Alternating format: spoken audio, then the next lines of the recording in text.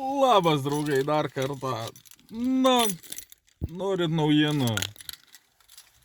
Žodžiu, atvažiavau į policiją, pareiškius parašyt.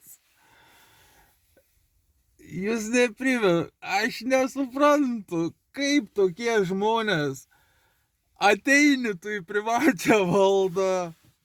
Ateini į privačią valdą, reketuoji savininką tos privačios valdos, tiksliau bandai reketuoti, šantažuoji jį ir tu paskui bėgi į policiją ir parašai pareiškimą, kad tu šiaip niekadėts ir, žodžiu, šiaip niekadėts ir tu čia mane, sako, mane išpeikia blogais žodžiais, necenzūriniais.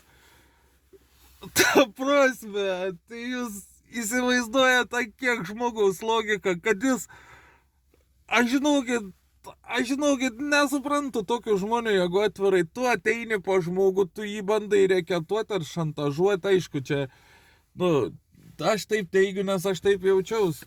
Ir suprantat, ir po to pats važiuoji į policiją rašyti pareiškimą, kad ale mane išplūda necenzūriniais žodžiais.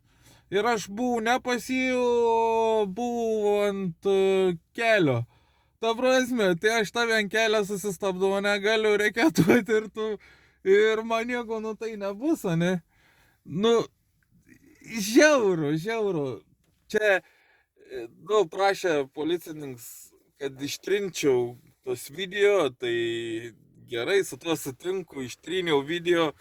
Bet, ta prasme, kilus kitiem klausimam, dabar gal važiuosiu pas advokatą pasitarti, rodysiu video, ar gal bandysim bylą kelt.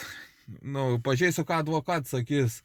Ar apsimok duoti į teismą jį, surašyti aktą kažkokį, kad jis mane reketavo, nes kaip ir pats policininkas pripažino, kad, tu negali ateiti ir žmogų reketuoti už valdišką kelią, nes, kaip ir policininkas teigia, tu neatsakai už samdomą transportą, ta prasme, jis ne mano asmeninis, tai yra įmonė, jeigu tu jauties, kad tavo kelią sugadina, tu tik kreipkis į tą įmonę ir jinai turi tvarkyti, ne aš turiu tvarkyti, ne užsakos.